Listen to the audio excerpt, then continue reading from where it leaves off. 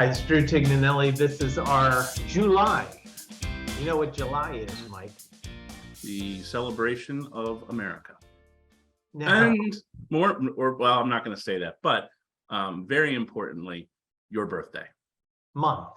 And don't forget it's Rachel's birthday month too. It is. It's Rachel's birthday month. But And don't we have somebody else? Stephanie? Is Stephanie born in July? I'm not on the birthday committee other than remembering your birthday. Oh, well, that's good, you know. So when everyone gets this, remember July is my birthday month. July 31st is the exact day. So anyway, we're here on our July update. Markets still gyrating. Volatile. Weeks ago, we had just a washout market, and then you got this sort of recovery that's taken place a little.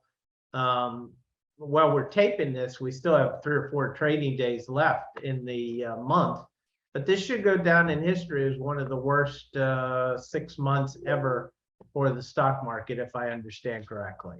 Yeah, well, or for portfolios in general. One of the things that we were talking about this morning is this is kind of a historical market event, because it's the first time ever, we believe, that both stocks and bonds have depreciated more than 10% in both categories. Right. Well, you know, you've had 12 years of the Federal Reserve manipulating bond prices, and you know, and now it's sort of coming to roost to some degree. Now, the Fed is not going to just sell everything they have, so you know, I don't think that it'll last forever, but it is a situation going on right now that they have to fight inflation. Yeah, well, and that's the main question, I think, on everyone's mind is how long does it last? And, you know, the honest, truthful answer is no one knows exactly how long it's last. But the thing that I think it's important for our clients to remember is that when you say no one knows how long it will last, that almost sounds very fear-inducing. So it's true statement. We don't know how long it'll last, but we do know some other things. We know that the average duration of a bear market is 289 days. It's 9.5 months is the average. Some are longer, some are shorter. This is already 8+ months into it.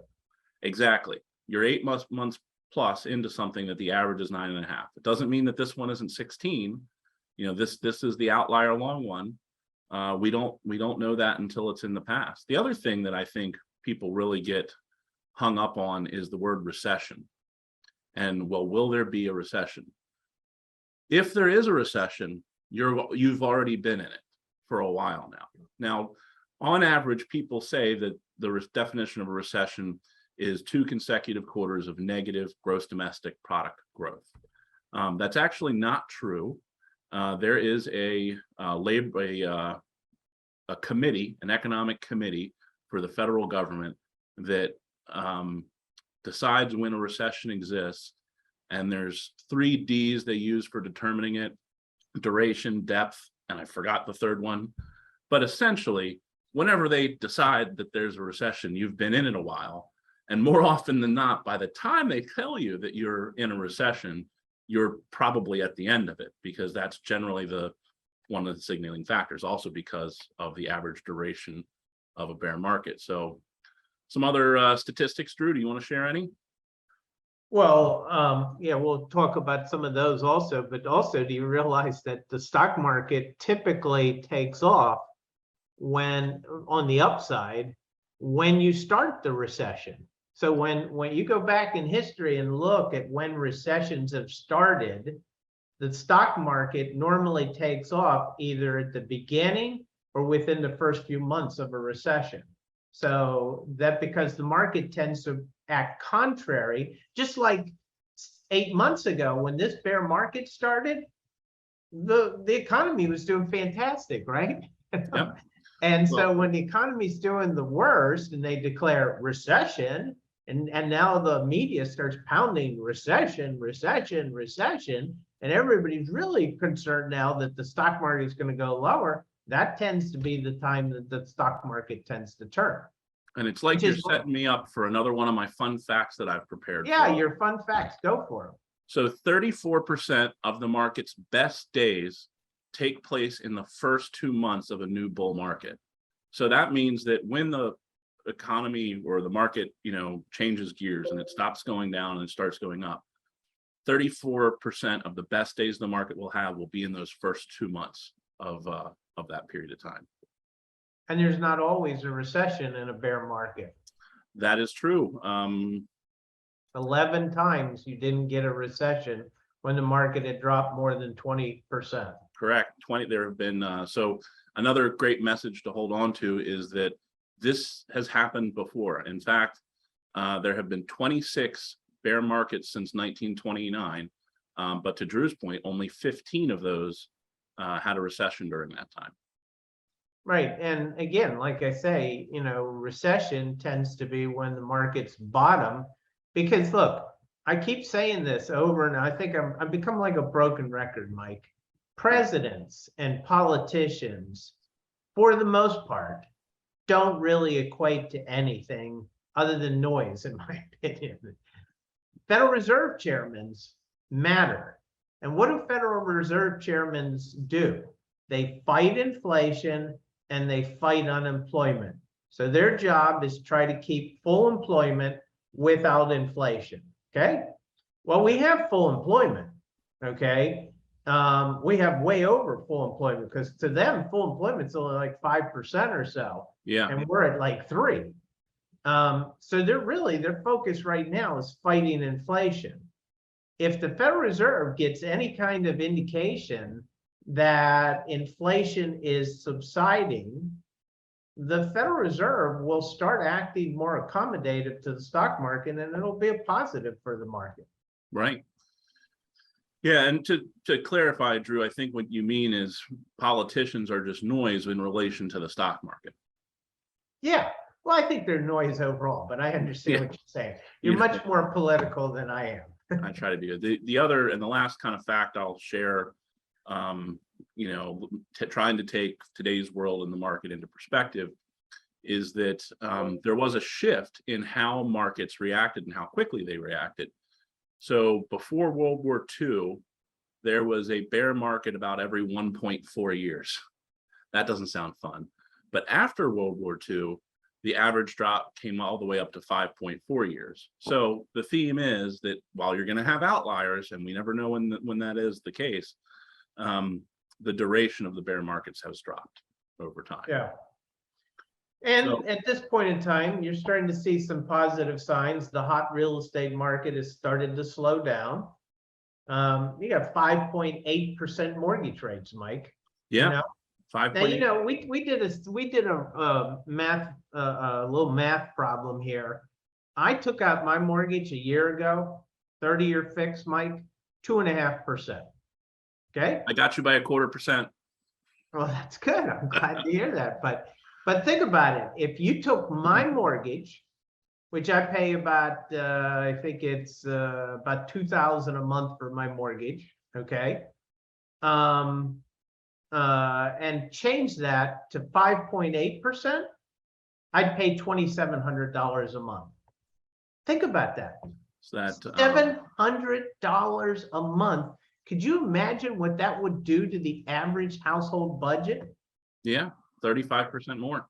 And just take the average. Somebody goes out and borrows $300,000 at 3%, and now they've got to borrow $300,000 at 5.8%.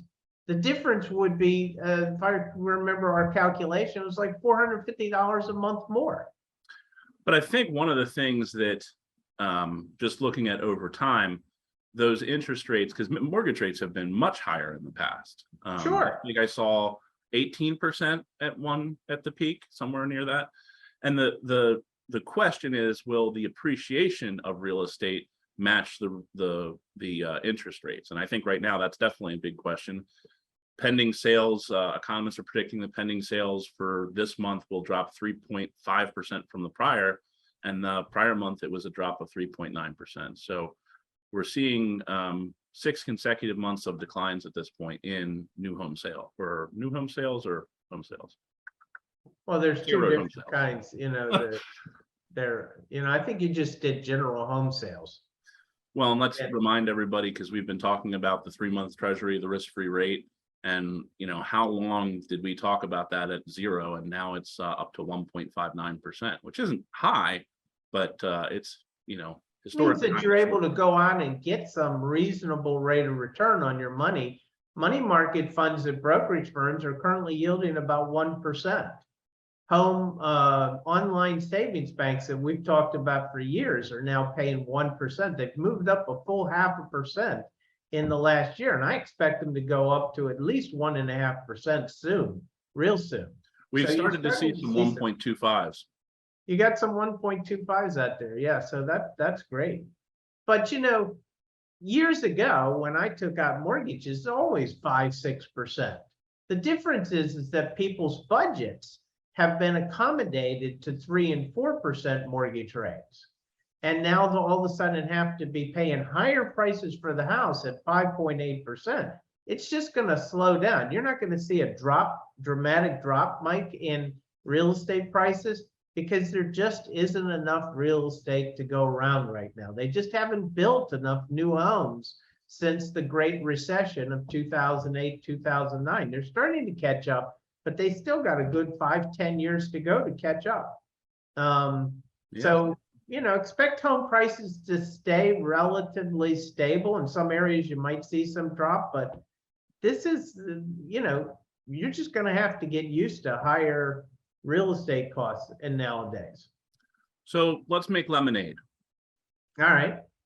So, you know, the markets aren't what you want. If you open up your portfolio, oops, sorry. Somebody call me. If you open up your portfolio, it's not the way you want it to look. So how can we take these lemons and make lemonades? So one of the first ways that we can do this is something that for our clients, we've already been actively doing this for you, is tax loss harvesting. We go into the portfolios to things that are in a loss position.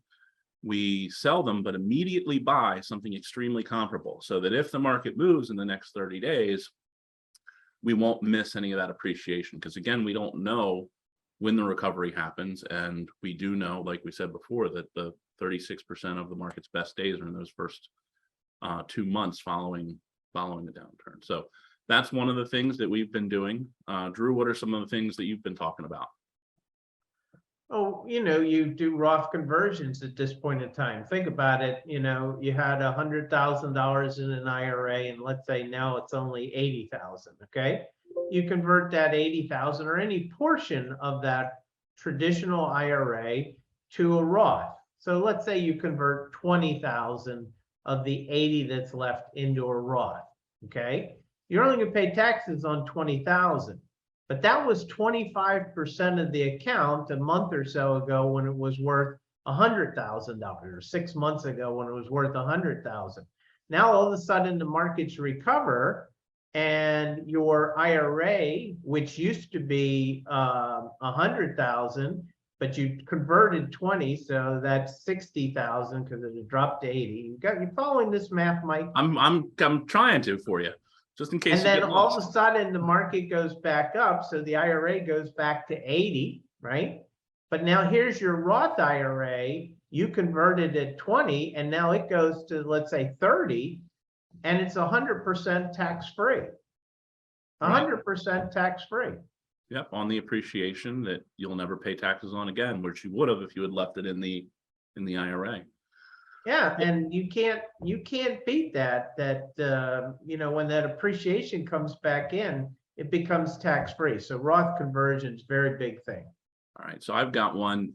So this isn't going to affect everybody, but if you're a higher wealth client or person listening to this video, and you are somebody who is concerned with either federal or state estate taxes, meaning that your net worth is, you know, 10 million or more on the federal side, is it 5 million or more on Maryland? Yep. This is a great opportunity to say, okay, well, my brokerage account has dropped by X%, and it's basically the same thing as Drew's Roth example. So I'll save us the numbers, but you gift some of those securities now to your heirs, and you use up a smaller amount of your estate exemption. And then when the markets recover, that recovers as well. And you've been able to gift call it 100,000, and you only had to use up, say, 70 or 80,000 of your estate tax exemption. So why don't you bring us in with the final strategy to make lemons out of lemonades in this market?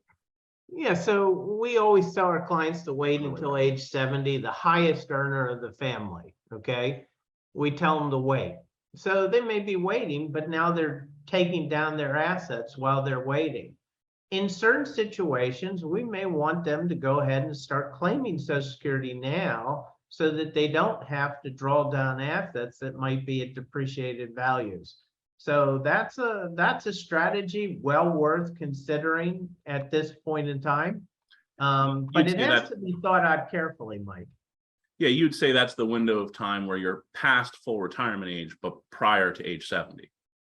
Yeah, you know, typically, you know, let's say we have a husband and wife, and the husband's the highest earner and he's 68. So he's got 2 more years to go. The wife is maybe 65, so they're not claimed yet either. So maybe we have the husband start claiming now, even though we didn't get to maximize it. But that may be better than continuing to take assets down if that's what we have to do. There are a lot of people that just choose to live on a lot less and, you know, and allow the Social Security to maximize. So everybody's different. None of these are, everybody should run out and do. Right. These are concepts that we use during this time. And that's why it's important that all of our clients continue to do their 1 year every year to meet with us and analyze their situation. You can't miss those opportunities. We're not going to force you to get together with us. You have to take that initiative. We send out things to you and ask you to do it, but you have to take the initiative to say, yes, we want to do it. And we encourage you all to have 1 meeting a year so that we can talk about these kind of strategies. Yeah, at least. At least. And some clients that do like to have more than 1 meeting a year. We have no problem with that, but you know, just let us know. Because you know, it's important. Anyway, Mike, I think we're finished. Remember, I think so. July is birthday month. Birthday month. So A nice This gift for week- you. I have to figure out how to get it down there. send it Pony Express. Pony Express. Probably get here faster than the US Postal Service. Don't say that. You know, it's not funny. Anyway, this is Drew Tignanelli saying God bless.